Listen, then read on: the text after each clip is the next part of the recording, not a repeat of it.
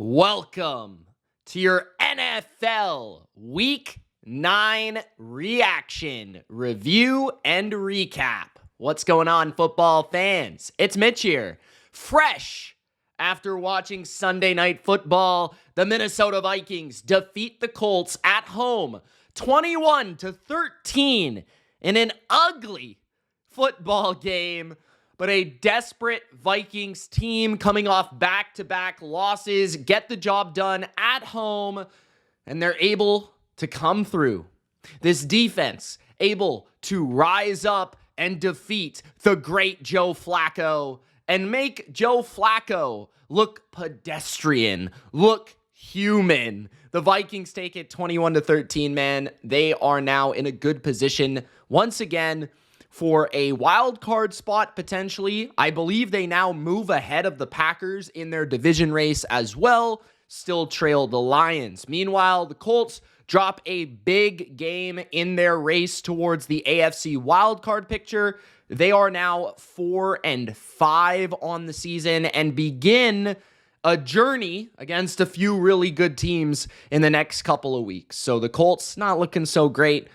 Flacco, they tried to switch at quarterback, and I think that's going to be the headline here because I don't think this was like the craziest takeaway of a game. I think we pretty well expected the Vikings to win somewhere between a one-score game to about a 10-point win, somewhere in that range. The Vikings won the game by 8, the Colts getting a field goal late to try for the 2-point conversion. There was a couple missed field goals. The Colts missed a field goal. The Vikings missed a couple field goals. There were wacky turnovers on both sides. Flacco had interceptions. Darnold had some bad interceptions. Ultimately, I think the big takeaway is going to be, everybody on X, everybody on Twitter. Joe Flacco had a better completion percentage than Anthony Richardson, but Anthony Richardson would have done better. I'm not necessarily sure he would have, to be honest with you. From what I saw, did Flacco have the best game? I would absolutely say no. I thought that Joe Flacco in this game probably played the worst game he's played since I've seen him as the Colts quarterback or the Browns quarterback, or at least in the conversation for the worst game I've seen him play. And there was a few issues. I thought the Vikings did a great job at pressuring Flacco and making him move off his spot to throw uncomfortable passes off of platform. Flacco has never been a good quarterback when you force him to throw off platform. He, especially at 39 years old, nearly 40 years old, he has very little mobility, and his ability to throw off of his structure and his typical platform is pretty bad. So there was a few of those plays where maybe there was a guy open or coming open, and Flacco just couldn't hit him in stride or to the place that he wanted to put that touch and proper power on the ball because there was pressure at his lap, in his feet. The Colts, I think a reason they did start Flacco here, it's a very complex Vikings defense. Richardson has been very, very bad. And number 3, the Colts offensive line issues. I think Richardson, would have taken quite a few sacks. I think Flacco took quite a few sacks. The Vikings ended up with 3 sacks. Actually, 2 of them were at the end of the game, if I'm not mistaken. I think that's the proper context, proper statistics updated to the end of the game here. I literally jumped off as soon as it ended, so I'm just double checking. But yeah, Flacco, 16 for 27, 179. The yardage not there to where you would want it. The completions, I think that might be more completions in a game than Richardson had all season, but it didn't really equate to much offense. And really, the Colts couldn't get anything going on offense. Their run game was lackluster, 13 carries for 48 yards, 3.7 yards per carry for Jonathan Taylor. Josh Downs was their most effective target, as you would have expected, 6 catches for 60 yards. But there was not a lot of explosives. I think what Flacco has brought to the Colts is explosive passing, but then just more completions, more consistency, more on pace, more in the structure of the offense. The passing game, specifically the drop-back passing game, has been a lot more effective. The Colts have kind of been able to hide Richardson to a certain degree, not that effectively, but their offense, honestly, all year has not been that great. They've maybe had a couple good games all season, but I think the offensive line injuries definitely showed up in this game. Flacco kind of played a game manager type style where he wasn't trying to lose the team the game. He did throw 1 interception. He did have a fumble in the game as well, I think. early in the game on the first drive. But the Vikings were the better team. I mean, you look at the stats, 29 first downs. The Colts had 13. The Vikings, I think they did pretty much everything better. I think Sam Darnold, first of all, he was mostly on target when he had time. He was 29 for 34, 28 for 34, 280, 290. I can't read. 3 touchdowns, 2 interceptions, 107 passer rating. Jefferson dominated, 7 catches, 137 yards. Addison scored a touchdown. Naylor scored a touchdown. Hawkinson was a little involved. Nice to see him out there and get a nice applause from the fan base. I thought Darnold was shaky in this game, though, overall. I thought that his 2 interceptions were pretty ugly. I thought there were moments where he took some bad sacks. The Colts actually had 4 sacks in this game. But he also made quite a few big-time throws, and later in the game, he really stepped up with that final touchdown to Oliver, that final drive. Aaron Jones was kind of quiet in this game, only 3.0 yards per carry, but they were able to get a couple runs in that final drive as well. Cam Akers contributing on that drive as well. But overall, I mean, Colts just couldn't get anything going on offense, couldn't run the ball, couldn't throw the ball, couldn't protect the quarterback, didn't have any sort of consistency to their passing game. It felt like Flacco was passing up some of the layups in the offense underneath on certain downs where they could have gotten first downs if he were smarter or quicker with his underneath decisions.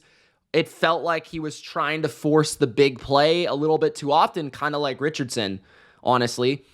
And for the Vikings, I just thought they were more in sync offensively from the very beginning of the game. And the only time they really got stopped was 4th down, was missed field goals, was turnovers by the Vikings or sacks.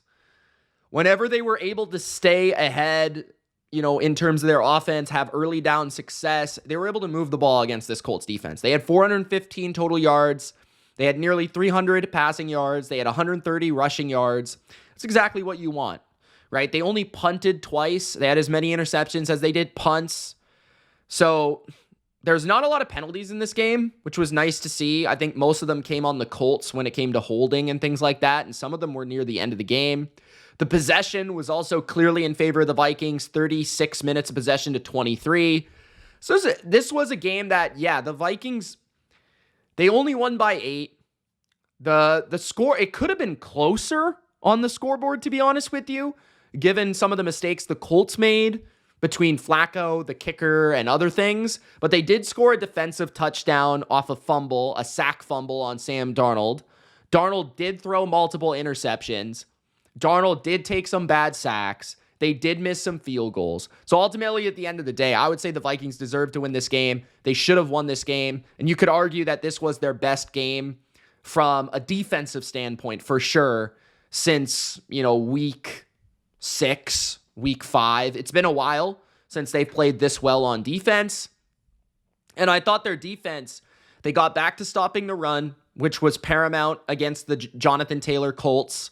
They pressured Flacco in, some unique ways. They didn't blitz too often, but it felt like they got enough interior push specifically on their rush where they were able to disrupt some of his throws, kind of move him in that pocket, like I said, just subtly to throw him off.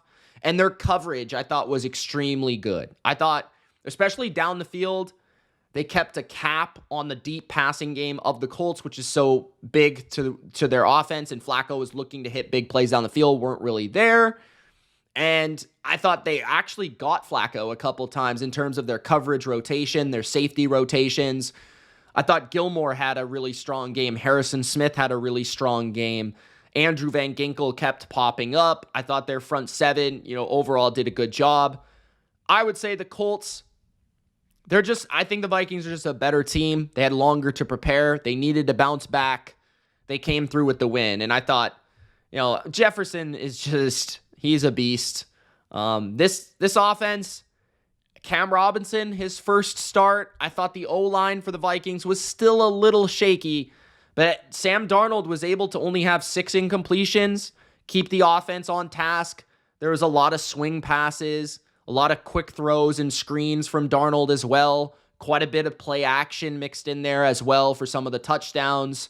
And then there was just the traditional drop back quick game to Justin Jefferson that really got them humming. So Vikings deserve it. 29 first downs, 50% on third down, 100% on fourth down, 400 yards, good defensive game, multiple turnovers forced. They deserve it. They deserve this win on Sunday Night Football. They get back on track. I had nothing else really to say. It was a pretty ugly, kind of boring game.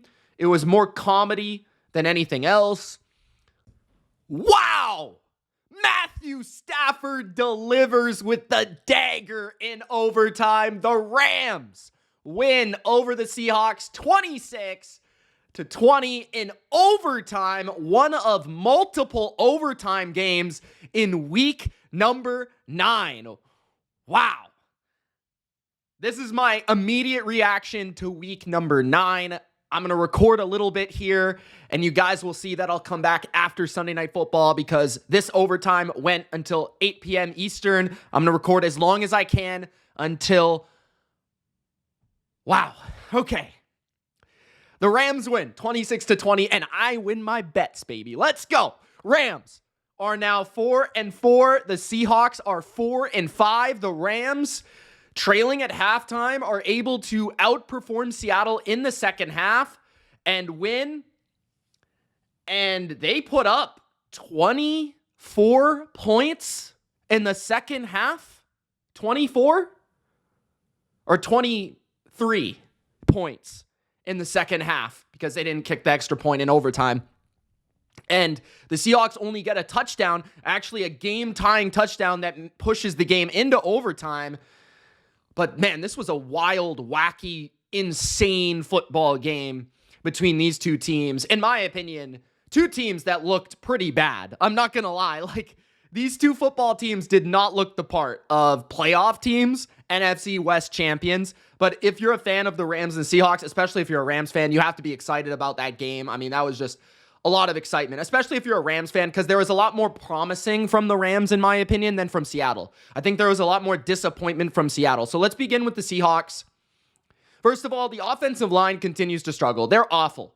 And I think there's going to be a lot of Seahawks fans that continue to kind of get after Geno Smith and want a replacement, want Sam Howell, want the future to be different in Seattle, a different quarterback to come in there and be the guy.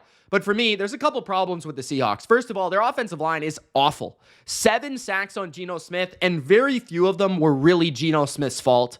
Very few of them would you say, oh, he held on the ball, he ran around in circles, he really took his time to throw. No, a lot of it is pocket is imploding. There's nothing around him, and tying that up, a bad offensive line with oftentimes a deep passing game where Geno is having to throw the ball down the field. I mean, it felt like every single play that the Seahawks made in this game was a ridiculous catch, a ridiculous deep ball by Geno Smith, the highest level difficulty play, the highest level difficulty scheme, the highest level difficulty throw. Like, every single play in this game the Seahawks made was a Hail Mary, a deep ball, a shot, a PI down the field. Like, every single part of their offense was just, let's chuck it up and see what happens. It was literally like, oh, Jackson Smith and Jigba's down there somewhere. That was literally their offense. And it was so freaking frustrating from a person that was betting on the Rams -1.5, sitting there watching the game being like, bro, can they, like, every play the Seahawks make is a flag or it's a damn bomb? Like, the Rams couldn't get off the field? You know what I mean? So, for me, I think the Rams do deserve to win the game just for some of the key areas of the game. I feel like the Seahawks could have definitely won as they were leading at halftime, and I think deservedly so. That being said, I felt like the interception, Seattle had 3 picks in the game, multiple in the red zone, ultimately decide the game. On top of that, a 4th down in overtime where they don't kick the field goal and they go for it. Now, I know that ultimately the Rams scored a touchdown in overtime to win the game. So many Seahawks fans or many NFL fans may say, well, Mitch, they gave up the touchdown anyways, so at least the Rams scored a touchdown, not a field goal to win the game, right? But I would say that the Seahawks played very aggressively on defense. They were all packed up near the line of scrimmage trying to get a stop because they knew that a field goal ends the game. So you try to go for it. You try to get after the quarterback. Stafford makes a deep ball beauty to Demarcus Robinson for the score and for the winner and for the dagger. But that is also caused because you have 0 points in overtime. The other team can only score a field goal and win. So that's kind of forcing the issue. You know what I mean? So to me, that touchdown was also a result of Seattle having to be aggressive defensively because of the decision that was made on fourth down. And when you watch this game, to me, I just don't know why, and I like Mike Macdonald, I don't know why he went for it. And the reason I say that is the offensive line. I just can't count on this offensive line in a fourth down and short. If you watch this game, there's no way you could count on this offensive line to get push at any point in the game. Pass protection, run blocking, it doesn't really matter, right? Kenneth Walker had nowhere to go. The Rams were sold out for the run. It was a heavy formation. Everybody's tight to the line. All 11 guys on the Rams know it's going to be a run. And the Seahawks offensive line is dreadful. They couldn't get a push. They couldn't get movement. And Walker, had nowhere to go. It's not his fault, right? So Seattle was 2 for 2 on fourth down to that point with some crazy throws by Geno and some crazy catches by Jackson Smith and Jigba and things like that. But Seattle on third down was only 4 for 15.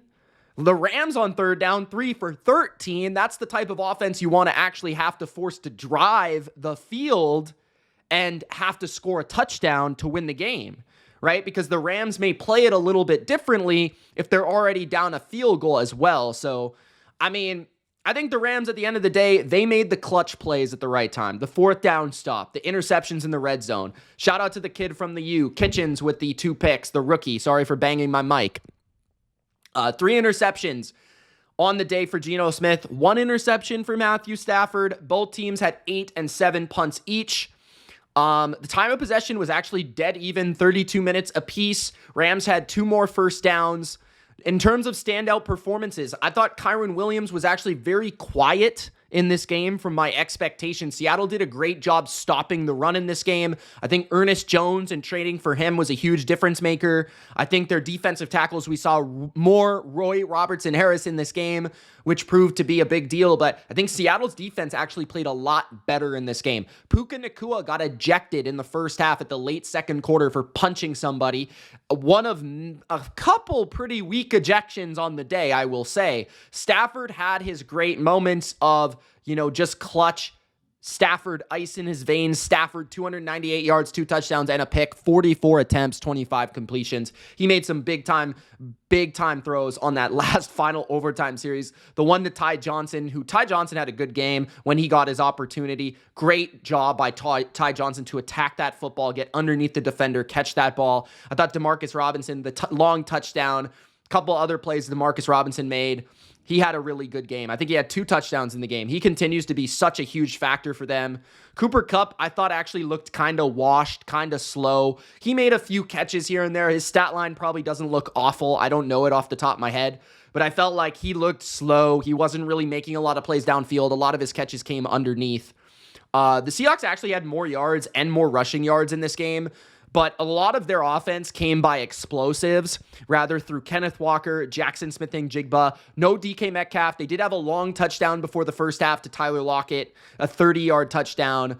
And both of the touchdowns by Seattle, it was really poorly played by the Rams in the first half. They scored at the end of the second quarter, within the last 2 minutes of the second quarter. And then they scored their last touchdown within the last minute of the game. So they scored all 3 touchdowns. That's why it felt like the Rams were the better team, throughout most of the game, because the Seahawks would just go for these crazy 2-minute drives where Geno is playing backyard football, and that's where they were at their best. I honestly feel like the Seahawks offense continues to look better when it's not stagnant, when it's not stagnated, when it's just playing 2-minute football, backyard football, with tempo, getting to the line, let Geno call the plays, let Geno call the checks.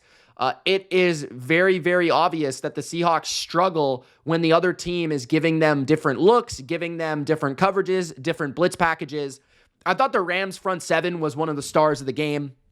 Fisk was fantastic. This had to be the best game of his NFL career.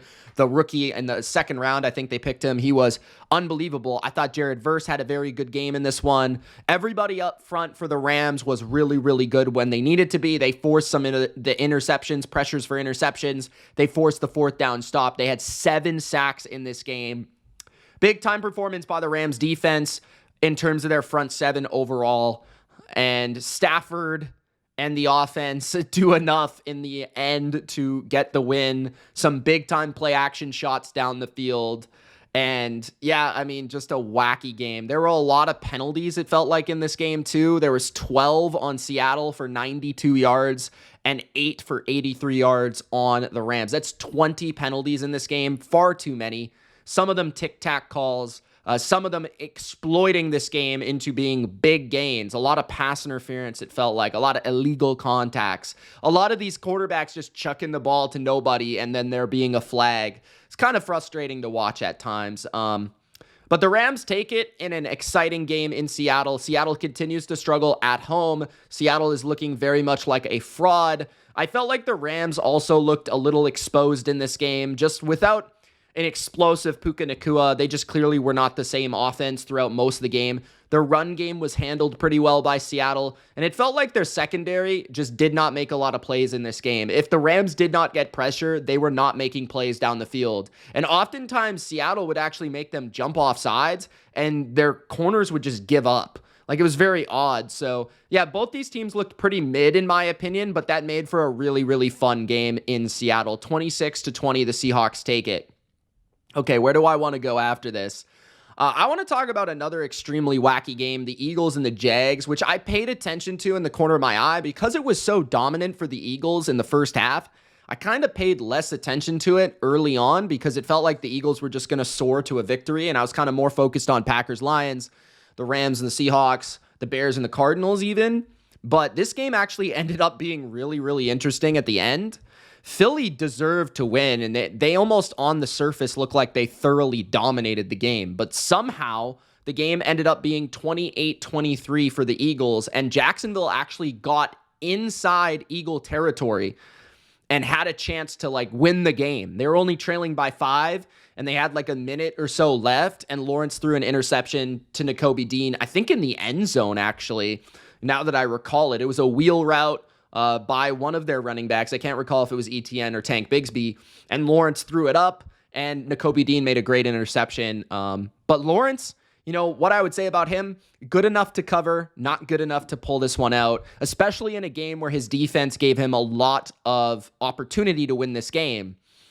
Lawrence only 16 for 31, 169 through 2 picks, and had a 40.9 passer rating. I don't think he was as bad as the stat line would suggest. He did have 2 rushing touchdowns in the game, so he had 2 touchdowns, 2 interceptions, 0 passing touchdowns. So that kind of helps his stat line a little bit. But the defense had some big plays in this game, specifically Trayvon Walker, a forced fumble, which was kind of a wacky fumble by Saquon. I thought he actually looked like he was down, and then the ball was forced out, and Trayvon Walker returned it for a touchdown, and then they got the 2-point conversion. I think it was Brian Thomas who got it, if I'm not mistaken. But regardless, that's a touchdown. That swings the game. There was another turnover by the Eagles that also, you know, kind of swung the game. They were 0 for 2 on 4th down, right? So those count as turnovers. 9 for 17 on 3rd down were the Eagles, though, which was a big part of this game. It felt like whenever they were moving the ball, they were running the ball pretty much at will. Saquon had 27 carries for 159 yards and 5.9 yards per carry. He did have the fumble, but he did have a touchdown on the ground, and I think a touchdown through the air. He had just 2 touchdowns. 1 rushing, 1 catching. He had a wheel route touchdown himself, the opening touchdown of the game from Jalen Hurts, kind of reminiscent of the one that he caught against the Packers in week number 1. Hurts, 18 for 24, 230, 2 touchdowns. Pretty efficient game for him overall. They were kind of struggling to tush-push in this game, it felt like at times, and they were going for 2 pretty often. They went for 2 later in the game to put the game to a 7-point margin. They didn't get it. They went for 2 in the 3rd quarter. They didn't get it. After Hurts scored an 18-yard rushing touchdown. The one thing I've noticed about Hurts is I think he's throwing the deep ball really well lately. Devontae Smith had one of the catches of the year, in my opinion, a one-handed grab, back of the end zone, double toe tap. That was the final touchdown for the Eagles, and that felt like the touchdown that was going to put this game away and put the game out of reach, but it actually just so happened that the Jags were able to get right back in the game after that even, which was pretty wild. The Eagles only punted 3 times. Like I said, they had 21 first downs and had 9 third down conversions. They had 237 rushing yards, which was more than passing yards. They only had 210 total. They had 447 total yards. Jacksonville only had 215, right? So pretty much Jacksonville stayed in the game because of a defensive touchdown, some wacky decisions on fourth down, a missed field goal at the end of the game by the Eagles, which made the game a little bit closer. Like, it was almost like the Eagles were pulling a Niners, if you know what I mean. Totally dominated the game, and then they kind of let their opponent back in it at times. But I thought the Eagles' defense mostly was pretty impressive, especially early in the game. I mean, they only allowed 215 total yards.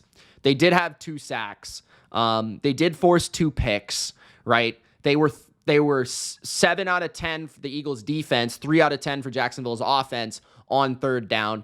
They forced a fourth down stop. They got a game-clinching interception. So, only 21 minutes of possession for the Jags. I thought that the Eagles' defense continues to show strides. I don't think Jacksonville's offense is one that you can definitely say, they're not very good. They're actually quite good when they get rolling. So I thought this was a pretty impressive performance by the Eagles overall from what they want to do is they want to run the ball. They want to be physical. They want to control the line of scrimmage. I thought overall they did a good job of that. Jacksonville didn't really run the ball all that much and not that effectively. Lawrence was pretty erratic in terms of completion percentage, 15 incompletions, 16 completions. I think that the Eagles overall look like one of the top 3 teams locked and loaded in the NFC at this moment in time. The Eagles look really impressive just because they found a brand of football. They found a brand of, we're going to run the ball. We're going to be physical. Saquon is playing some of the best football we've ever seen him play. He had a backwards hurdle. I've never seen that in my life. That was a highlight reel, probably the highlight of the week. I mean, he had like a spinorama, a juke, and then a backwards hurdle over a human being in the NFL. Just absolutely incredible. And he had another amazing play. I mean, I think Saquon should enter the MVP conversation. I honestly think that, I know Derrick Henry's getting a little buzz, but if we're throwing I think he's in that top 6, top 5. I think Saquon is right there. The Eagles are now 7-2, 6-2 or 7-2. And Saquon has been the engine of this offense and has really, I think, got this team going. So A.J. Brown did leave the game with a knee injury. That's concerning. I thought that just some of the standout moments, I feel. I think, Bond played pretty well for the Eagles. He stood out to me on defense. I thought Hurts played efficiently. The O-line dominated. Devontae Smith made big plays. Saquon was the star. Nakobe Dean, obviously, with that interception was really impressive. For Jacksonville, Brian Thomas wasn't quite all the way, to his normal degree. I would say you have to credit the Eagles defense for that. They didn't have Darius Slay in this game. Evan Ingram, tried to stand up and play in spot of Christian Kirk, but largely inefficient. Only 5 catches on 10 targets in the game. So, yeah, Lawrence didn't have his full group of playmakers. The offensive line at times struggled, but yeah, I just think these are the type of games where Lawrence has been given the game on a silver platter to do something and win the game, and this is just the game he continues to fail. So that's part of it.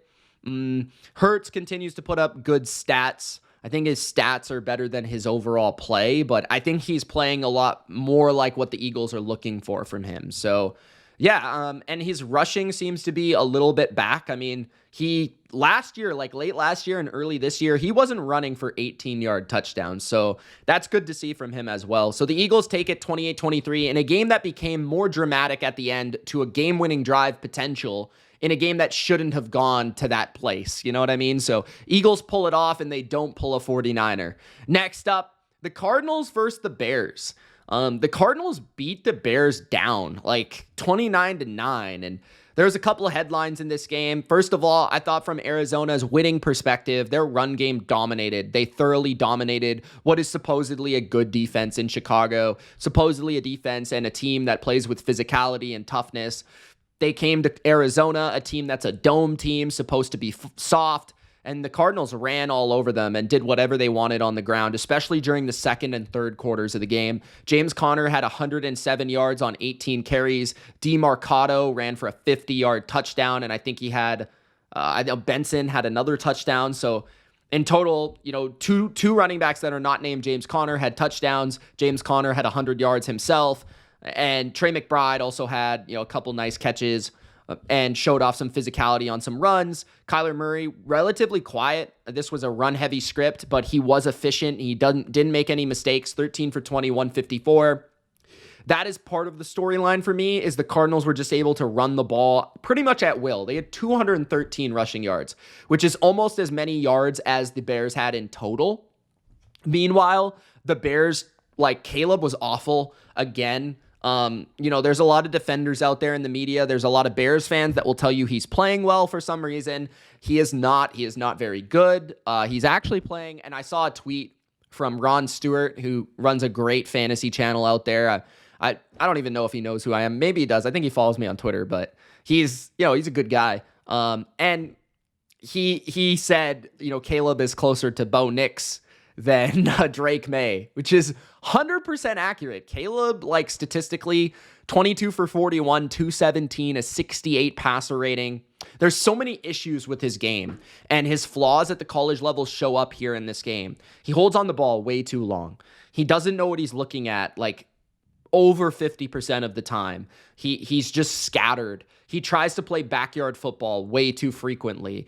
He takes way too many bad sacks. I mean, the Cardinals are one of the worst pass rushing teams in football. And I did say going into this game, the one area I like about Arizona against the Bears, and thinking back to this, I probably should have picked the Cardinals, was the Cardinals blitzing. The Cardinals' ability to create havoc on defense is my favorite part of their defense. They played one of the best games of their season in this game. They had 6 sacks in the game, and they were all over Caleb just in terms of creating nice angles. They have a lot of athletic guys that aren't necessarily great individual pass rushers, but in coordination and as a pressure package and scheme by Jonathan Gannon, they do a great job of pursuing those angles and taking down quarterbacks. And Caleb was constantly just being run down by these athletes, and I thought the Cardinals defense played really well in this game, especially from a pressure and a containment standpoint on young Caleb, and Caleb just held on the ball too long. And 3 for 14 on third down, 2 for 4 on fourth down is not good enough. Arizona was not much better, 5 for 13 on third down, 0 for 1 on fourth down, but they ran the ball on early downs very efficiently, 213 total yards. And there was barely any penalties in this game. I didn't really notice that when I was watching it, but there was only 8 total penalties, and 6 of them were by the Bears. So good on the Cardinals for only taking 2 penalties. And Rome Odunze had a pretty good game, 5 catches for 104 yards. That might be the best statistical game of his career. The Bears were also unable to run the ball. They only had 16 carries for 51 yards from DeAndre Swift. DJ Moore continues to be an absolute ghost. He's not involved enough. Keenan Allen is just slow. It's slow, not electric. Odunze just gets way too many forced targets, in my opinion, at times.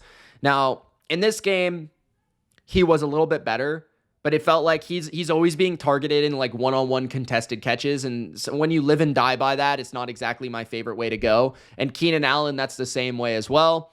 I think this really came down to run ability, run stopping, rushing overall offense from both teams. Cardinals won that battle. Love the Cardinals rushing attack. I love how they attack it with their pulled linemen. They love to pull their linemen. They love to do some pretty funky stuff with that. And they catch teams sometimes for really explosive game plans. We've seen it before last year and this year. And the Cardinals might be legit. This is their most impressive win of the year, 29-9 over a decent Bears team. They're not good. They're not bad. The Bears are pretty mid overall. I think you would probably rank them a little bit below average at this point based on their recent outings. But 29-9, Cardinals 5-4. They've played a really tough schedule. They played a team that's considered closer to their level this week, and they pretty much dominated. The Bears were up 6-3 at one point, and the game was 10-9 at one point. But after that, the Cardinals outscored them 13-0. So, Cardinals were the better team. They deserved to win, and it's because of their rush offense, and it's because Caleb is not that good. Next up, we got to talk about, and this will be the final one before I go and watch Sunday Night Football. Let's talk about Lions Packers. I'm gonna save. Let's let's pause it here. Let's pause it here. I'll get back to it after Sunday Night Football, guys. Let's get to the next game, which is, let's discuss the Lions and the Green Bay Packers. Now, I'm talking about this after Sunday Night Football. As you guys may notice, Lions 24-14. They take it. Huge win. Huge in the NFC North. Huge statement game in terms of the Lions' ability to play outdoors, the Lions' ability to play in weather, in the conditions, in the elements.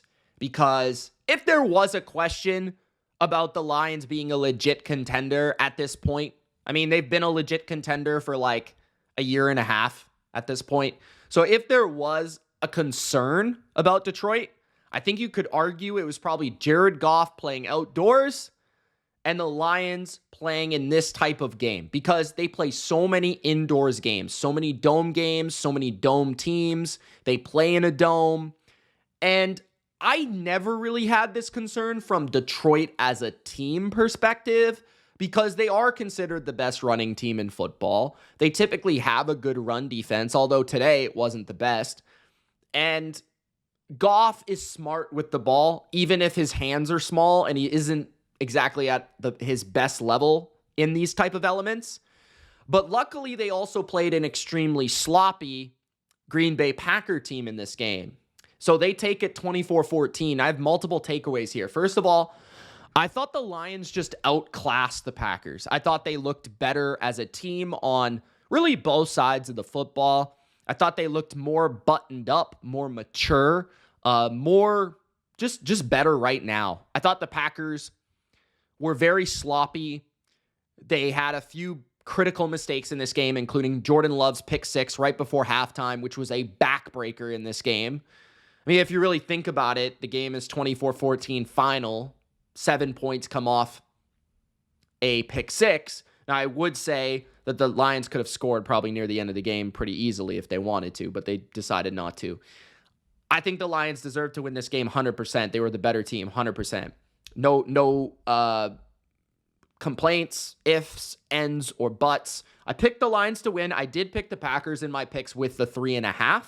The spread actually ended, I think, at 2.5. So actually, people were betting the Packers.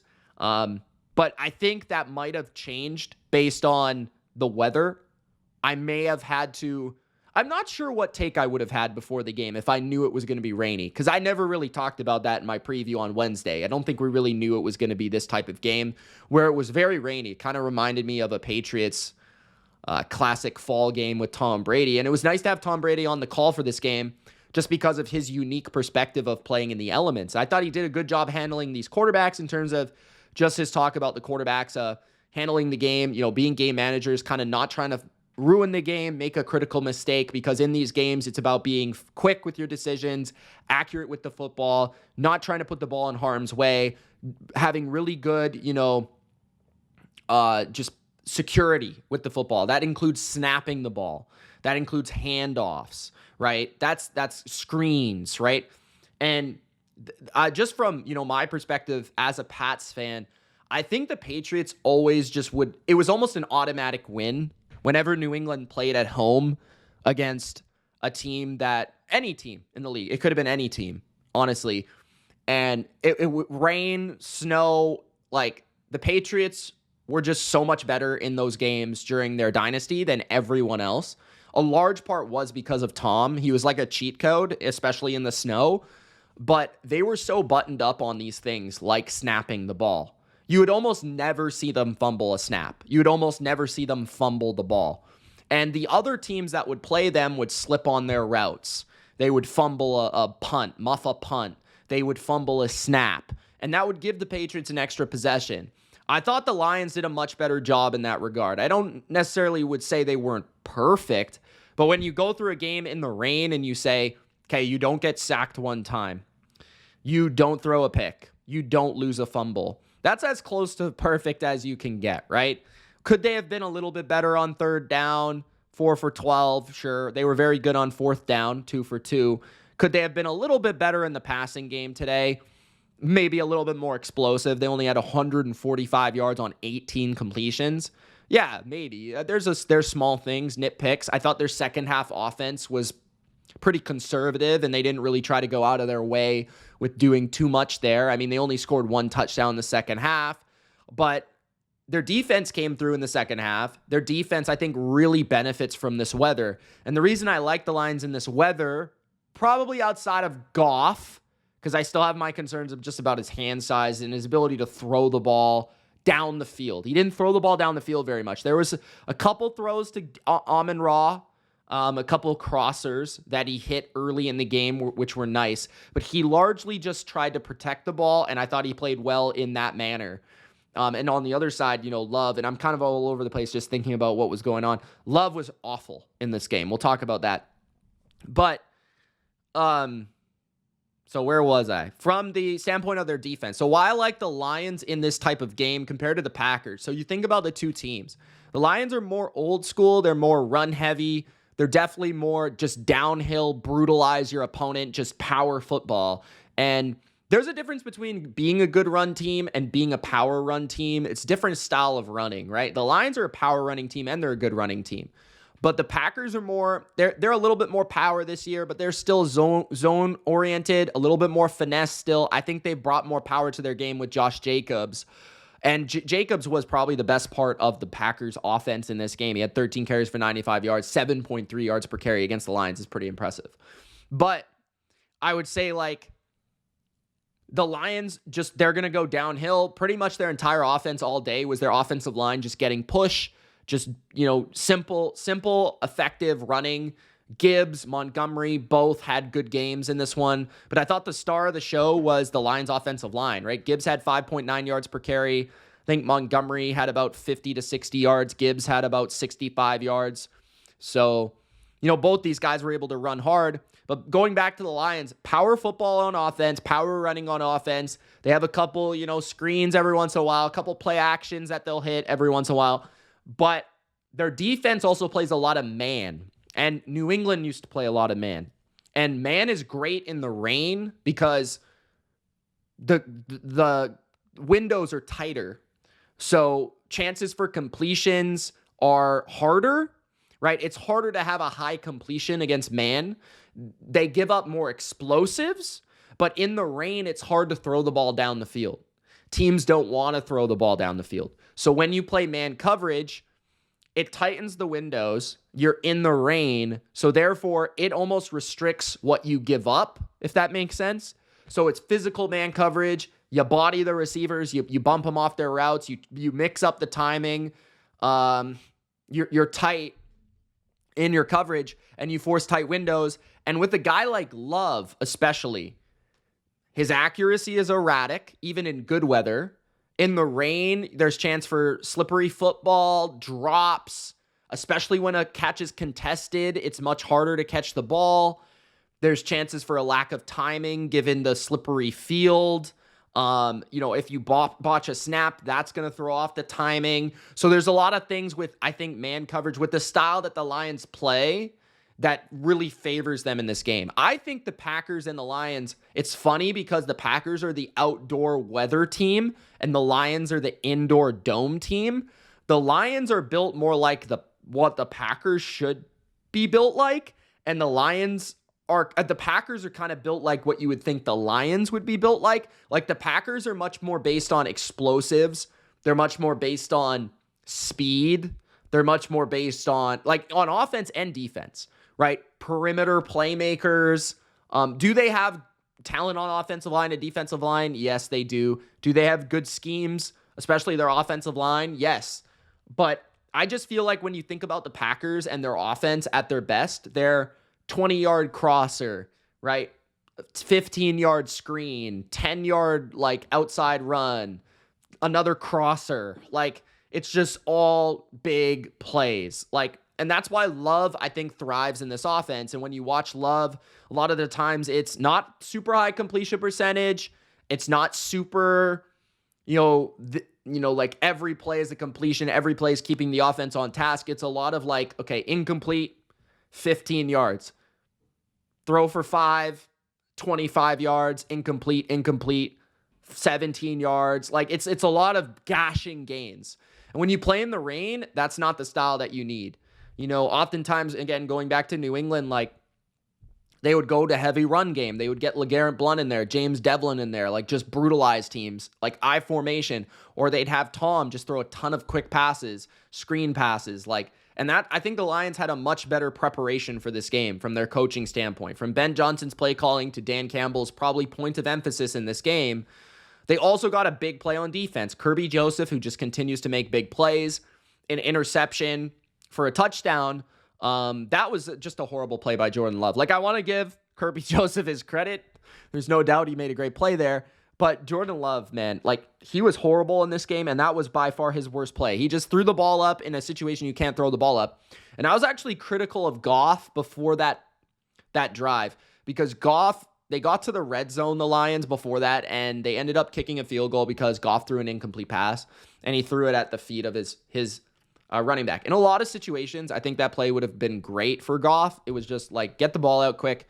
I thought he should have taken a sack there because the Packers had one timeout left, and I think they had a minute or 50 seconds left. And if you take if you make them use your timeout, because it would have been instead of a 20-yard field goal, it would have been a 25-yard field goal. You know what I mean? So if you take the sack, you force a timeout, just even fall down, just take a sack. You know what I mean? Just to force that timeout. But then, what happens is the Lions are able to get an interception for a touchdown and ends up working out anyways. But Love was just horrible. He missed Watson a number of times. Honestly, Watson was open a ton in this game. I don't really understand why they don't use him more, specifically against a team that plays man coverage. Jaden Reed tends to struggle more against these type of teams, and even Tom kind of brought that up statistically. Reed has not been good against man this year. He did have some explosive gains near the end of the game. He had 113 yards at the end of the game. Dobbs really struggled in this game, I thought. He was really not there. Kraft had a couple of catches. But yeah, Love was missing guys. Love was there's guys in the end zone open. He missed guys in the end zone wide open. He made bad decisions left and right. He was just not good. At all. His mobility wasn't there. He's clearly hobbled by an injury. But I just thought that his accuracy and his decision-making in this game were just not it. He looked like a bad quarterback. He looked like a below-average quarterback, in my opinion. And I thought Goff was the more professional player in this one. Obviously, he got to play with the lead. That was thanks to a bold decision early in the game for the Lions to go for it. The Lions went for it. They were down 3-0. They go down the field. They get a touchdown. Amon-Ra St. Brown on 4th down. They complete a play that honestly was not open. They do a little motion play, and St. Brown to the left pylon catches just a ludicrous catch. He has a double toe tap.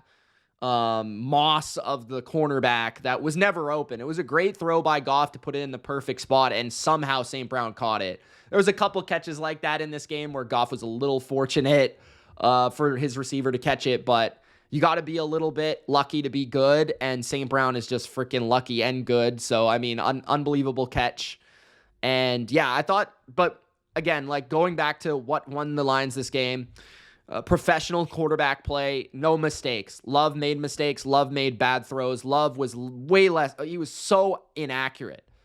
Secondly, the Lions' style of play helped them win this game. Power running the football, controlling the line of scrimmage on offense specifically, and then the ability to not make mistakes on little snaps. There were so many muff snaps by the Packers in this game, missed snaps, miscues, left and right. They couldn't get the center exchange down, handoffs, tosses, just disastrous. The Packers end up with 411 yards in this game, but a lot of it felt artificial because a lot of it was in the third and fourth quarter. They were 3 for 12 on third down. The Lions weren't great on third down either. It felt like whenever they got in a drop back pass, it wasn't their best offense because of the weather, which I'll give them a pass for that. They came up on 4th down a couple times, big. They only had 261 total yards, but I thought their running game and their time of possession was critical, especially early in this game. And ultimately, yeah, they punt more than the Packers. The Packers only punt twice. But the interception for a touchdown, the fumbles, the snaps, the miscues in that regard lost the Packers this game. I thought the Packers they got bludgeoned up front on defense in this game. I thought the Packers, I just expected this game to be a little... I wonder what it would have been like without the rain, but the Packers should be better in this type of environment. And the Packers honestly gave me vibes in this game where I'm like, I wouldn't be surprised if people expected them to do huge things in the playoffs, but if they kind of look like this, I think they're going to get upset because I just think Love is just too capable of having these erratic games. And their defense is, I think, solid, but they certainly are not great. They have flaws at corner. They have inconsistent run defense games. And honestly, I thought that the Packers ran the ball well. Emmanuel Wilson had some nice runs, including a touchdown near the end of the game. Josh Jacobs had nearly 100 yards. The run game for the Packers was not the issue. It was all the miscues from the snapping standpoint. It was the pick six. It was Love's inaccuracies, even on short passes. And I continue to bring this up with Jordan Love, and Packers fans are like, oh, what are you talking about? He throws 3 touchdowns a game. Yeah, but he probably missed another 2 touchdowns. You know what I mean? So that's why I've kind of been a little disappointed with Love this year. And I think the Packers looked closer to a little bit of a pretender in this game than I thought they would. I thought the Lions looked really, really solid. I wouldn't say they looked like they're going to win the Super Bowl tomorrow, but they looked really buttoned up. They looked like a team that isn't going to beat themselves, and they looked like a team that knew how to win this game. And that is, I think, maturity that maybe they didn't have last year. And I think their defense definitely rose to the occasion here. So I give the Lions credit. This was a good win for them. I was mostly impressed. Can't lie. 24-14 Lions. All right, which game do we go to next? Let's talk about the Commanders and the Giants. Kind of a bad beat from a betting perspective. The Commanders won 27-22. They won by 5. The spread was 4. The Packers, of course, or not the Packers. We're talking about the Giants now, Mitch. The Giants lose by 5 because they fail on 2 two-point conversions. If they make one of them, just saying. But yeah, 27-22. This was a pretty competitive game. At the end of the day, the Commanders, I thought, never really felt like they were going to lose. I will say that. But there was definitely a chance that the Giants definitely had in this game. I will say that. You go through the stats, 25 first downs for the Giants, 21 for the Commanders. Giants were 6 for 11 on third down. Commanders were 5 for 12. Both teams were 2 for 2 on fourth down. Giants had more rushing yards than the Commanders, 164 rushing yards to 149. They had less passing yards, but nearly the same amount of yards. 358 for the Commanders, 326 for the Giants. Neither team threw a pick. Washington had 2 sacks. Giants had 0 sacks, which is impressive for Jaden Daniels and the offensive line of the Commanders, because this is a team that leads the league in sacks, the Giants. Okay, 2 punts for both teams, 5 and 4 penalties. The Giants actually had more time of possession, 32-28. This was a weird game from Daniel Jones' stat perspective. I think in the first half, he was 3 for 4 for 0 yards and a touchdown. I've never seen a stat line like that in my entire life. But he ended up 20 for 26, 174, and 2 touchdowns. He didn't have a bad game, especially in the second half. He actually started to cook. Tyrone Tracy had another solid game, 66 yards. Theo Johnson had a nice touchdown. Neighbors had a fine game, a little bit disappointing. The Giants did have their backup kicker in this game. What else? For the Commanders, Jaden Daniels, I thought was okay. It's another game where I thought he was okay. I didn't think he was spectacular, but I think the best thing you can say about Daniels is he got his team the lead. He managed the game. He didn't take any sacks, and he didn't have any turnovers, right? He didn't throw a pick. So 15 completions, 22 attempts, solid, 209 yards passing, 2 touchdowns. A lot of it, there wasn't too many amazing throws from what I saw. I didn't see every single play, but I didn't see many highlight reel incredible throws. He did have a touchdown to Terry McLaurin for 18 yards. McLaurin actually scored 2 touchdowns. One was from 1 yard out as well. And Austin Eckler had a touchdown as well on the ground. He led the way for the running backs in terms of 42 yards. They didn't have B-Rob. I think without B-Rob, their run game is definitely way worse. I think he's a very underrated player for this team. McLaurin actually was only held to 2 catches total for 2 touchdowns. So the Giants did a good job of holding down their number 1 receiving weapon, but it was all the external stuff for the Commanders, right? It was all the quick throws, the scrambles, just the typical Commander stuff, you know? So, and I'm actually going to look a little bit deeper to give some shout outs here at some things. But overall, I felt like the Commanders were able to win a game where they got the lead. At halftime, they were up 21-7. Their defense was playing well in the first half. They didn't allow the Giants to throw the ball in the first half. And then the game sort of started to slip away from them. The Giants were surging back into the game. And they made a couple critical stops, especially in terms of the 2 points. I thought the Commanders in the second half did some good jobs, having long possessions to kill the clock, run the ball a little bit, things like that. Let's check the box score. So Noah Brown actually ended up leading the Commanders, 5 catches, 60 yards. Chris Rodriguez stepped up with 11 carries for 52 yards. You might remember him from last year. He actually had a couple of good games last season for the Commanders. Like I said, Neighbors, 9 catches, but only for 59 yards. That's got to change. Slayton, 3 for 49. Wan'Dale Robinson, probably his worst game of the season, 3 catches for 10 yards.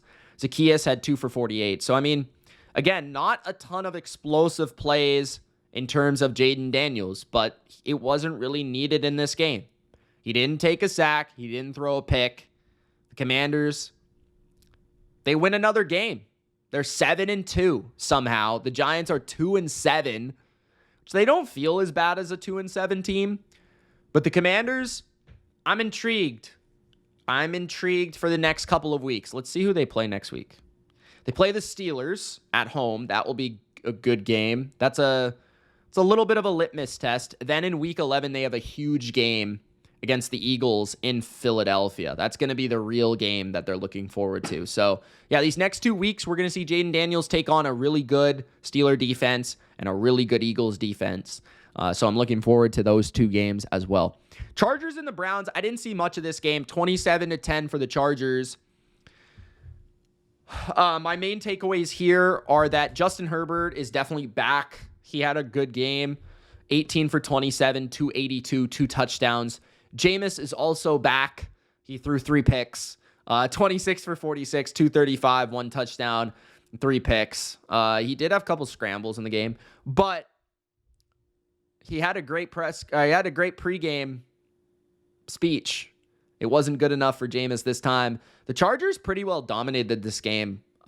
In terms of explosives, they had some long touchdowns. Quentin Johnston, 66-yard, kind of a broken coverage down the right sideline. Josh Palmer caught a touchdown. There was rumors that he might get traded. And then Dobbins scored from 16 yards out. So all of the Chargers touchdowns were not even within the 10-yard line. Three of their first 3 touchdowns were all like 15 yards out at least. So explosive plays for the Chargers is something that we haven't really seen too often. The Browns, they just couldn't really consistently move the ball without turning it over and making a mistake against this Charger defense that's been very good all season. The Chargers kind of showed that, I think in this game, both teams have a solid defense. Both teams can run the ball to a certain degree. I think the Chargers a little bit better than the Browns. The Chargers definitely ran the ball better in this game, but just in overall, J.K. Dobbins, 14 for 85, 6.1 yards per carry, 2 tutties, his best fantasy day in a minute, it feels like. Chubb, again, continues to struggle. 15 carries, 39 yards, 2.6 yards per carry. But turnovers and just maturity at the quarterback position, ability at the quarterback position. I think that's kind of what won the Chargers this game again. Like, they only had 13 first downs, the Chargers. Okay? They scored a lot of explosives. They got sacked 6 times. Actually, both teams had 6 sacks. But it's pretty rare for a quarterback to have 282 yards and 2 touchdowns in a game in which he gets sacked 6 times. So credit Justin Herbert for mental fortitude and for physical prowess and coming through. Fantasy-wise, Cedric Tillman had another solid game, 6 catches for 75 yards and a touchdown. 3 interceptions to 0 interceptions is a difference maker. Both teams had 7 and 6 punts. Both teams had 5 and 4 penalties. The Browns actually had more time of possession. The Browns converted more third downs, although they faced more third downs. The Browns were 2 for 3 on fourth down, while the Chargers were 1 for 1. But pretty much, you get the lead based on explosive plays.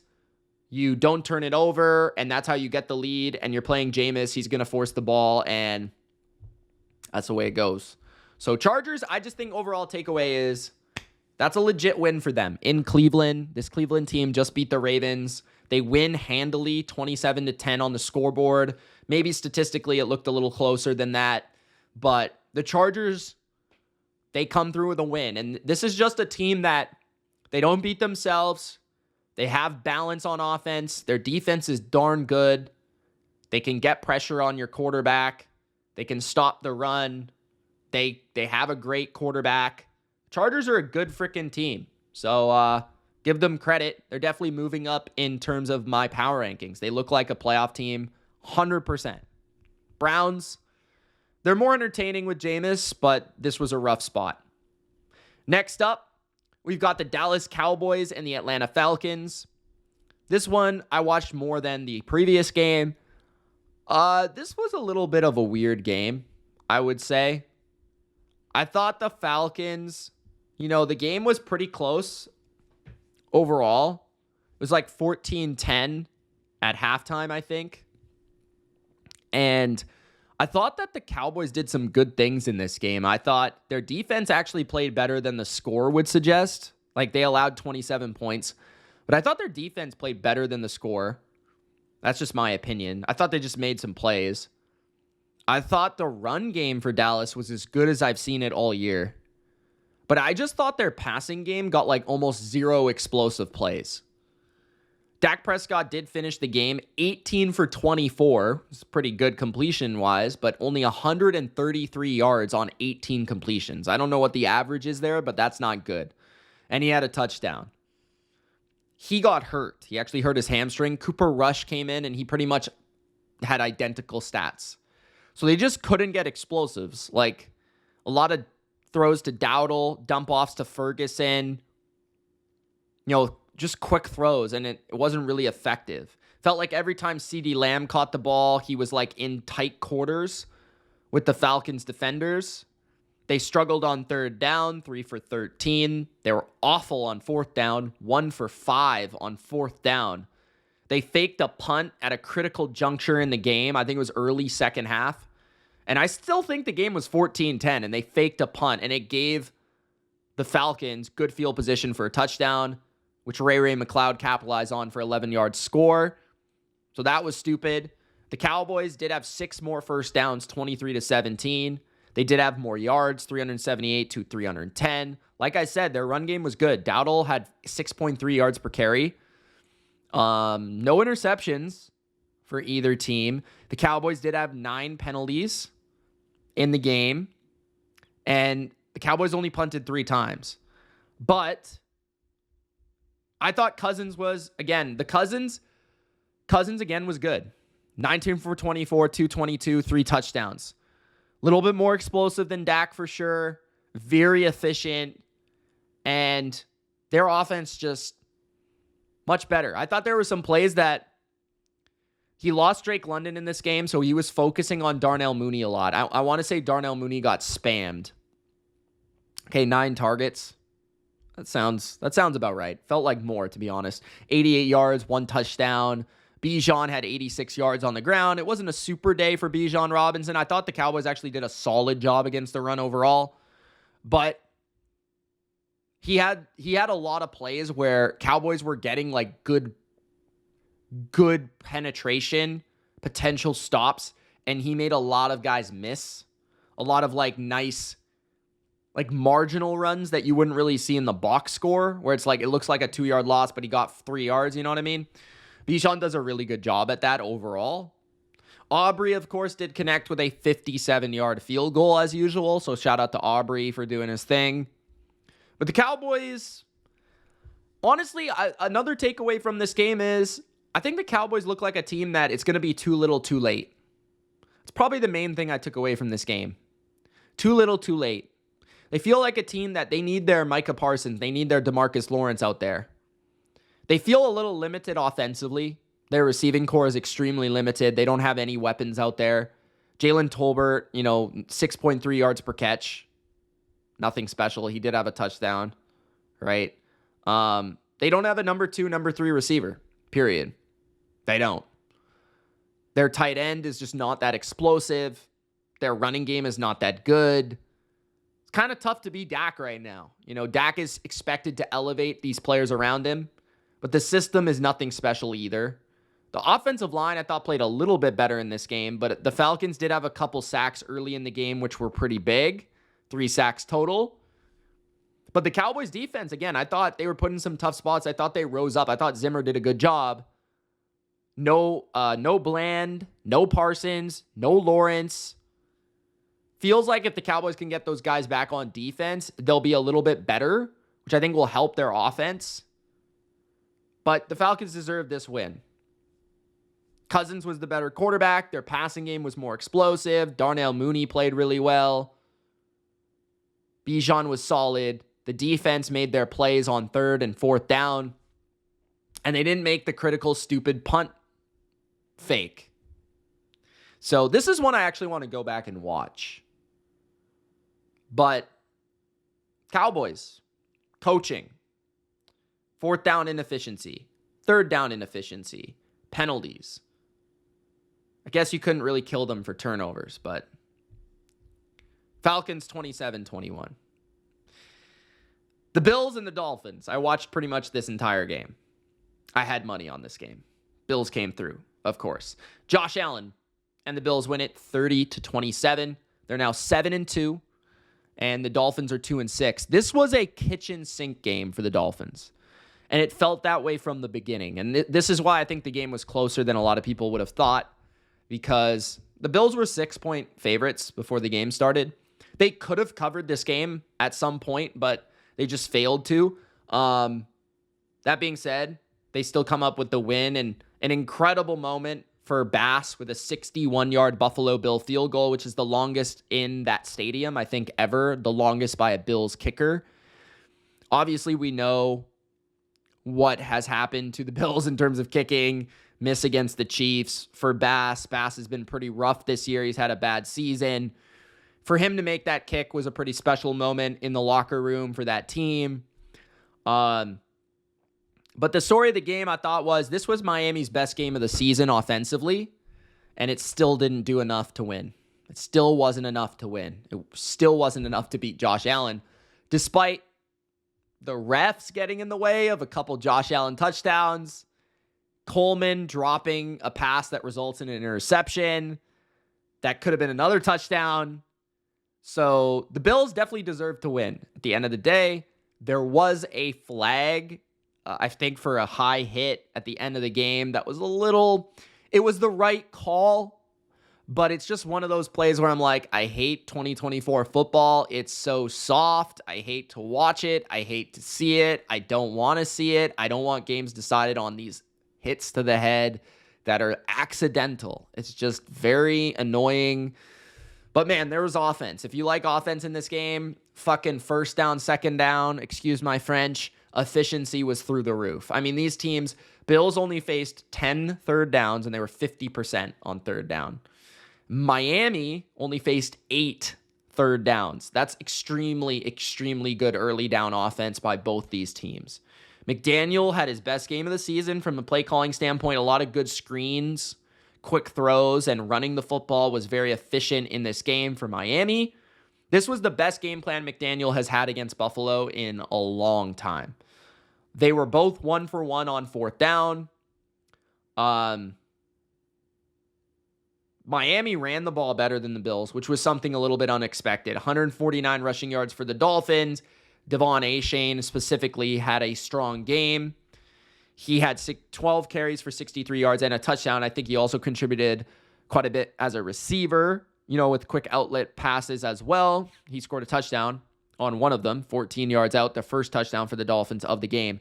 26 first downs for Miami, 24 for Buffalo, 50% on third down, 1 sack each for both teams. The Bills did have an interception. They did throw an interception. But both teams only punted one time. Miami had more penalties, 8-4. Miami had more possession. Raheem Mostert fumbled. So there were turnovers on both sides. Mostert fumbled at a critical juncture in the game as well. Critical point in the game. That was a huge turnover for the Bills defense. And it was a forced fumble. He got it punched out. But still, Mostert's been a little bit up and down this year. A little bit rough. But Tua had a good game, man. 25 for 28 is superb. 231 yards, 2 touchdowns. I thought he made some nice throws. I thought he mostly played his part in the offense. Like, Jonnu Smith had a ton of targets. I'm actually going to dive deeper in the box score because I'm just going strictly off memory. But it felt like Jonnu Smith had like 10 catches in this game.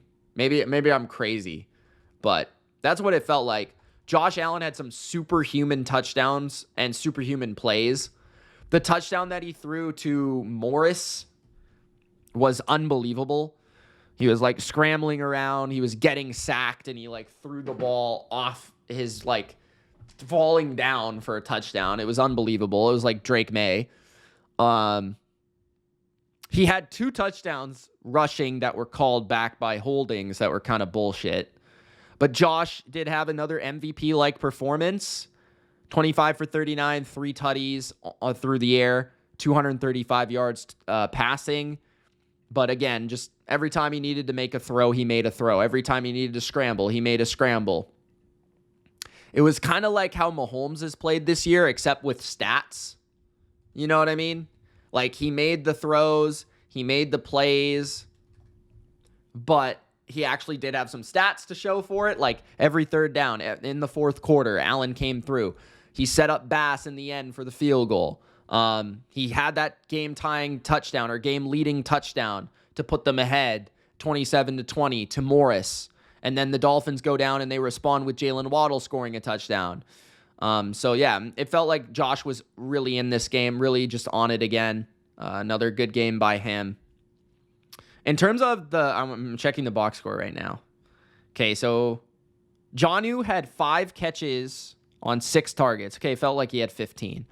A-Shane, that's probably where I'm getting it from. He had 8 catches. So a lot of quick passes, a lot of screens, swing passes. Mostert also had 2 catches. Smythe had a catch. Waddle did nothing. Waddle's been very quiet lately. This was Tyreek's best game in a while. He did have some explosive catches. 4 for 80 on 5 targets. I would like to see the targets go up for him. Ray Davis had an explosive catch for a touchdown. Really awesome play. Huge play for the Bills, too. I think it was coming out of the half. He scored on the first possession. Just a long, 50-yard touchdown or 60-yard touchdown. Shakir converted a couple third downs, 6 for 50 on the day. Kincaid, 4 for 32. Hollins had a touchdown, 5 for 30. No Amari Cooper in this game. Coleman got hurt in this game. Coleman was pretty terrible. He didn't really do much. 1 catch for 21 yards, and he also caused an interception for Josh Allen.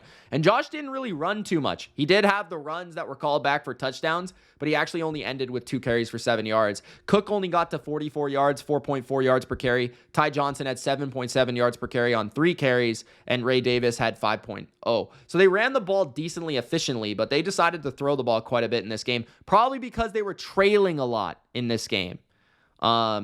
It felt like the Dolphins were always a step ahead for most of the game. I think, the game was 3-0 Buffalo, 3-3, then 10-3 Miami, 10-6 Miami, then 12-10 because they missed the extra point, Buffalo, then 13-12 Miami, then 20-13 Buffalo, then 20-20, then 27-20, then 27-20, then 27-20.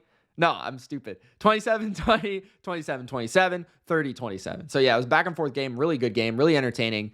Good quarterback play, good play calling, good offense. Defenses, I thought the Bills defense kind of disappointed me. I'm not going to lie. Pass rush disappointed me. But I thought it was because of a really good game plan. They were thrown off balance by a lot of quick passes, a good running game. I thought Miami had some good response here in terms of just Mike McDaniel against the Bills defense, which he's typically struggled with. So that was one of the games of the day, if not the most well-played game that I saw all day, 30-27 for the Bills. Panthers beat the Saints 23-22. Shout out to my Panthers fans like Justin Carpenter in the chat. He was in the chat all Patriots game long. Panthers win it 23-22. I didn't watch the game at all, so I don't really have anything to say in terms of detail on this game. I'll go over the box score so you guys kind of know what happened.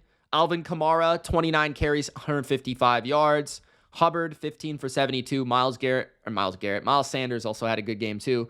2 touchdowns for Chuba Hubbard. Bryce Young, he had 171 yards, 1 touchdown, 1 pick. Doesn't sound like he played that bad. Derek Carr, 18 for 31, 236, 1 touchdown. Taysom Hill did have a touchdown, 4 catches as well for 41 yards. Xavier Legette had a touchdown, the rookie, 4 catches, 33 yards. The Saints out first down them 25-15. Third down efficiency was relatively the same. Saints were 2 for 3 on fourth down. Carolina did not attempt a fourth down. Saints also have double the yardage, 427 yards to 246. Interception for the Panthers. No interceptions for the Saints. I'm not really sure. They had a lot of penalties, 10 for 109. They also had more possession, 34-25. Now, that being said, it was 6-0 Saints, 7-6 Panthers, 13-7 Saints, 13-10 Saints, then 17-13 Panthers, 17-16 Panthers, 22-16 Saints. They went for 2, didn't get it. Then the Panthers got a touchdown and failed the 2-point.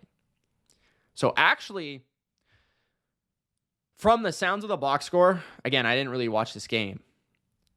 The Saints shouldn't have lost this game. They had double the amount of yards. Neither team sacked the quarterback very much. The Panthers turned it over. The Saints didn't. The Panthers punted less. The Saints had 10 more first downs. It sounds to me a little bit of red zone failure. 2 field goals within 35 yards.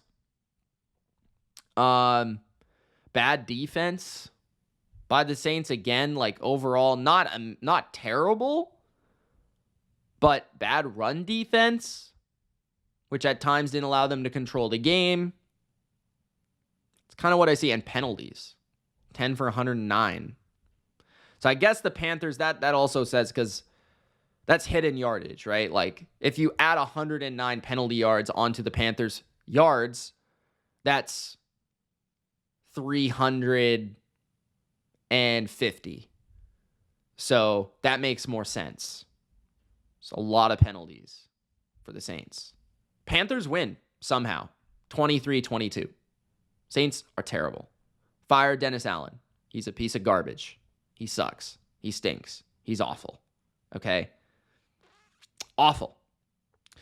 The Bengals beat the Raiders. This game looked like it was going to be really good in the first half, and then the Bengals just exploded in the late second and the early third quarter, where Joe Burrow threw 3 touchdowns in the second and the third, and he threw 5 touchdowns total, and the Raiders did not score a touchdown until the very end offensively in the second half, other than a Jack Jones pick 6.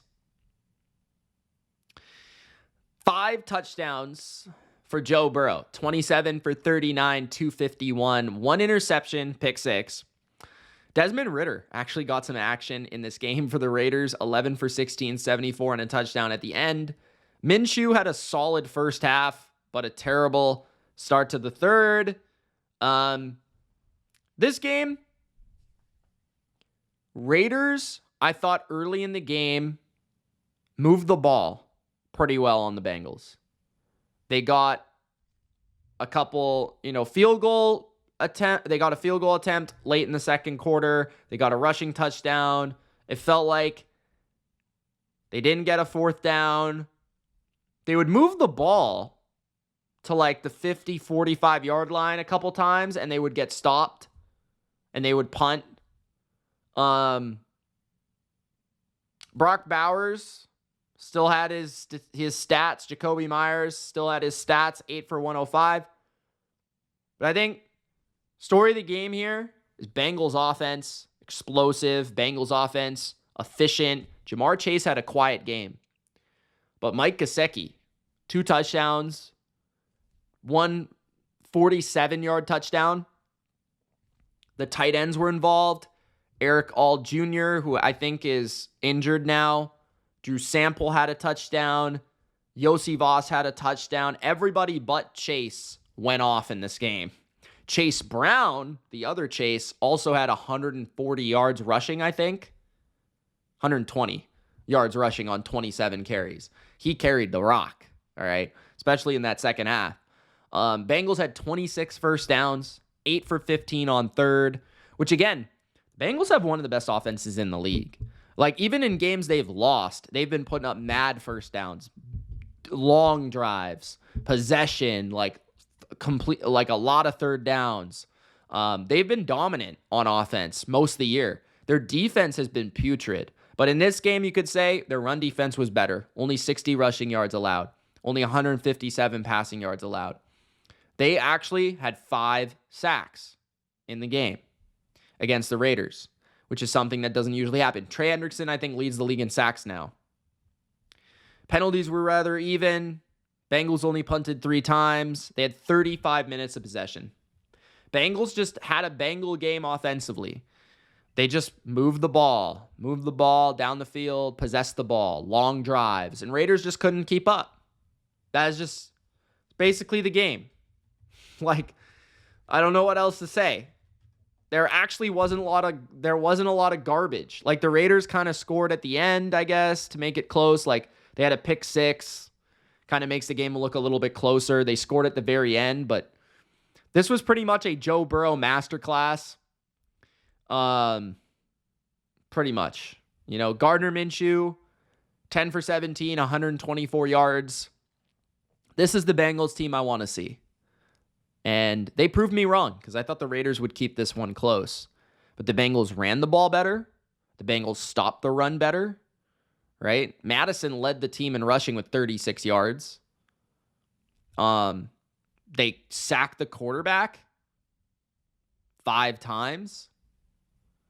Gesicki, 5 catches. Chase, quiet game for him, 7 for 43. That's only 6 yards a catch. Chase Brown, 5 catches, 37 yards. A lot of quick passes, but a lot of first downs. A lot of clock eaten up. A lot of time of possession. 4 sacks for Trey Hendrickson. That's why he leads the league in sacks. I just knew that now. 41-24. Bengals take it. Just a Bengals, classic Bengals. Time of possession. If they can play complementary defense with this offense that will get T. Higgins back, if they can play this complementary, and I like how Mike Gesicki has kind of become their slot receiver, and more Chase Brown, please. Chase Brown, feature back, please. No Zach Moss. All right? If they can do that and play complementary defense, stop the run, and get to the quarterback, this is a good team. But it comes down to the defense, okay? The Broncos and the Ravens, before we get to Patriots and Titans to finish it off. Ravens win 41-10. This is just the classic story of Broncos are a fraud. Broncos are punching above their weight. We've been saying this for weeks. Broncos fans are all over me for not saying that they're a playoff team, that Bo Nix is rookie of the year, that Bo Nix is phenomenal franchise quarterback, and everyone's making fun of me, right? Until this game happens. The Ravens, 9 to 9.5 point favorite entering this game with the same record as Denver. This game was a vintage Ravens beatdown, a Baltimore beatdown, just like we saw last year. And this was a team in Denver that just didn't have an offense to match the Ravens offense that had their way with a very good Denver defense. You know, Baltimore had 25 first downs. They only faced 8 third downs in the entire football game. 8. Okay? They had 127 rushing yards. Derrick Henry had a good game. I wouldn't say an amazing game, but a good game. 23 for 106, 4.6 yards per carry, 2 touchdowns. That's a good, strong game for Derrick Henry. I thought where the Ravens were really impressive was their explosive passes. Zay Flowers had 5 catches for 127 yards. That's 25 yards per catch, 2 touchdowns. Really impressive after the catch as well. Lamar was great. 16 for 19, 280, 3 touchdowns, no interceptions, 158.3 passer rating. MVP stuff right there. But good protection, really good protection for the Ravens. Really good play action. You know, to allow only 1 sack against this Denver pass rush, that's really impressive. To have this type of efficiency on early downs is extremely impressive. No turnovers either in terms of interceptions, only 2 punts. Like, Denver was just outclassed. Bo Nix looked like Bo Nix, a rookie that's not very good. 19 for 33, 223, 1 interception, running around in circles, no deep passing game, scatterbrained, inaccurate. Didn't get a lot of help from his receivers besides Cortland Sutton. Weirdly enough, right before the trade deadline, 7 catches for 122 yards. Javonte Williams was also bottled up in this game by the Ravens, 12 carries for 42 yards. We know the Broncos, what are they on offense? Quick passes, avoid negative plays, run the ball. And because they were put in a spot where their defense wasn't just dominating the other team, they were put in a really tough spot. And I honestly look at this game as, this is like just not how the Broncos can play. This is just not how they can win. This is just the worst example of how they could potentially perform. They were 1 for 5 on 4th down as well. That's atrocious. That's Dallas Cowboy football. But with the Broncos, this could be an exposure game. So I want to see their schedule coming up, because I think this could be the tape that other teams look at and say, this is how we're going to attack them. This is how we're going to beat them. This is how we're going to expose them. And, of course, they play Kansas City next week. So there you go. But they play Kansas City. I mean, they should be 5-5. They play Atlanta. That will be an interesting game. The Raiders, the Browns, the Colts, I feel like they could win 2 out of those 3. But the Colts and the Browns are not easy to beat. They struggle against the Raiders for some reason. They play at the Rams, at the Chargers, at the Bengals, and the Chiefs. So honestly, when I'm looking at their schedule right now, I think they're probably, we'll see what the Chiefs do on the last game of the year. But I think right now I'd probably pick them to lose to the Chargers, lose to the Bengals, lose to the Chiefs. So that's at least 3 losses. So that's probably, at best, 10-7. Wait, right? So Bengals, Chargers, Chiefs. Atlanta's an either way game, and I would say probably like Cleveland is an either way game. So this team feels like 9-8 to me. We'll see how it goes. But this was not good. This could expose them, especially defensively. Because if their defense does not carry them to wins, they're not going to win that many games. Because their offense isn't that good. We already kind of knew this, right? But Lamar was extremely explosive with his passes. Aguilar had a couple early in the game. I don't remember seeing that much Mark Andrews in this game. It was really a Zay Flowers show, a Derrick Henry show. Justice Hill had a lot of catches. I'm just checking the box score to keep you guys with the perfect stats.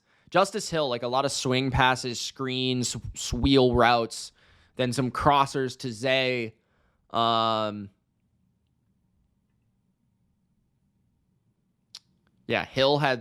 was the second leading receiver. Aguilar, Andrews only had 2 catches. Bateman, 3 catches for 25. So yeah, a lot of it was Zay Flowers. And then a lot of other guys just pitching in. Zay Flowers is a stud, man. Deontay Johnson didn't look like he played at all. I don't know if he was even active. You guys let me know in the chat or the comments. But yeah, Bo Nix looks human. Who would have thought? All right. I think I've covered every game so far. Monday Night Football, Bucks Chiefs, I'll be live for that game. I think I've covered every game except for the Titans and the Patriots. Titans win 20-17. My Patriots fall to 2-7. They lose in overtime. Titans got the first possession. They went down. They ran the ball down our throats. Kicked the field goal for the lead. Drake May threw an interception on the last drive. A bit of a force. Trying to make a play deep down the field. Didn't see the safety coming across. But honestly, if you watch this game as a Patriots fan, even when they lost, I wasn't upset. Because Drake May is already one of the best quarterbacks in the NFL. He has absolutely no help on his team. His team is dreadful. He continues to put up historic numbers. I think there was a stat today that he's like the first quarterback since 1940 to like put up 90 rushing yards and 200 plus passing yards in a game. Like something crazy. Like, I don't know, like something crazy. Like lead his team in rushing again. Like, so there was another stat today where Drake May had 315 out of 330 total yards for the Patriots. Our run game is fucking terrible. Ramondre Stevenson, 10 carries for 16 fucking yards. 1.6 yards per carry and a touchdown. Stevenson somehow still had 22 fantasy points because he caught the ball and he had 2 touchdowns. But it never feels good starting him because he doesn't do anything on the ground because the Patriots can't block for worth a shit. But hey, man, overall takeaways, we're going to go through it, all right? Titans offense, 2 weeks in a row, has played pretty well. Last week, I know that it doesn't show on the score, but they had over 400 yards against the Lions. They had 400 yards in this game, too. They had more first downs than New England, 24-20. They were 7 for 16 on third down.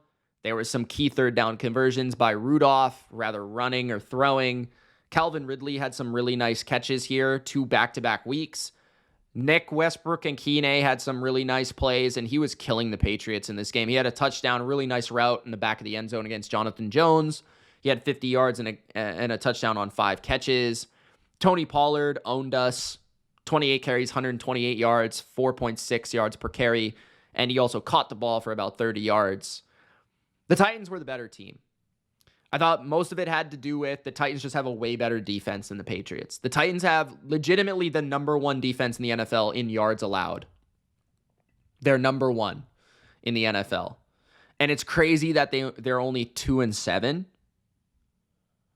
or 2-6, but they're number 1 in yards allowed. And if I were to look up right now, okay, their yards allowed in a game, okay, this was, Patriots had 295 total yards. This was their 3rd most yards allowed. The other games were the Packers and the Bills. The Patriots had 70 more yards than the Lions against the Titans. They had more yards than the Colts, more yards than the Dolphins by about 100, more yards than the Jets, and way more yards than the Bears. So when you look at total yards that the Patriots had in this game, and almost all of them were Drake May. Like almost all of them were Drake May.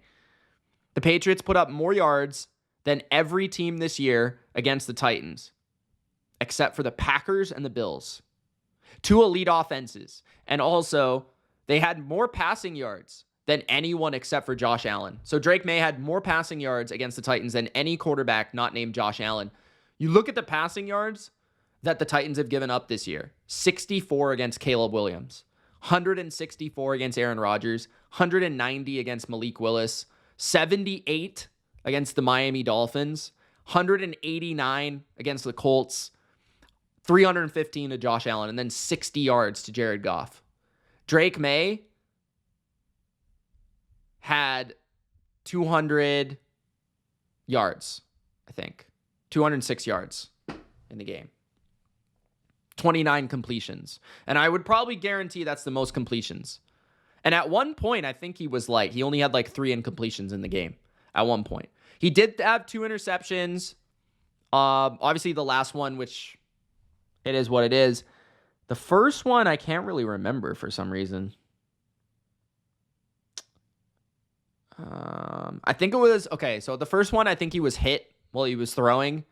It was in the first half, and I think it was down the left side of the field, and it was a forced pass. It was a forced pass, but it was an interception because the pass was impacted by the hit, but it was a bad decision regardless. It probably would have been an incompletion, right? But it was impacted by the hit. He also got strip sacked in the game. So there were 3 turnovers by Drake. Only 1 touchdown. But he had 90 yards rushing, which led our team by 80 yards. He was throwing the ball very accurately. He went through his reads really, really well. He's elevating our receivers. Our receivers are terrible. Our offensive line is terrible. He's elevating all our players. Hunter Henry, 7 catches for 56 yards. Demario Douglas had a solid game. Jalen Polk is the fucking worst player in the NFL. I don't care. I noticed him like on 2 plays and he got a hold. I didn't even notice Javon Baker. I don't know if he played. What else? Stevenson did nothing on the ground. Nobody did nothing on the ground except for Drake May. Yeah, Jeff Simmons whooped our offensive line. Especially Jeff Simmons. Arden Key had the strip sack against our left tackle. The touchdown that Drake had at the end was insane. Superman-like. Titans had 4 sacks. Patriots had 1. Titans punted more, but that's about it. Titans also had more penalties. 10. Titans also had 9 more minutes of possession, though, including the overtime drive where they had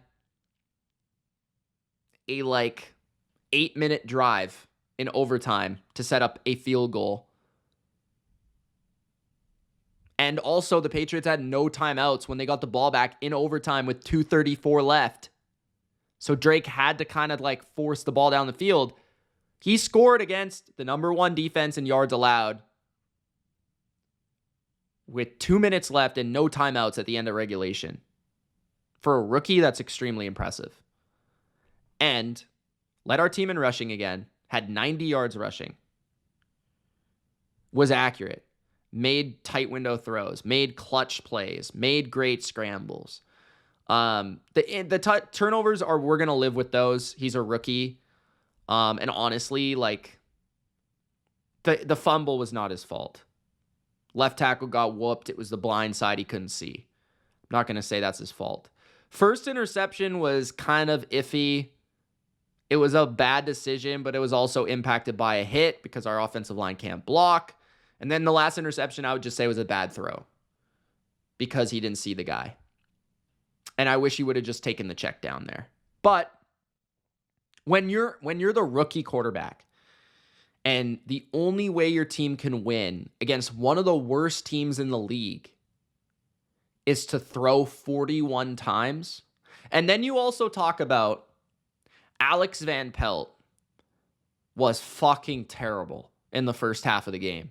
He kept running the ball on first down for no yards. Negative yards, 1 yard, no yards.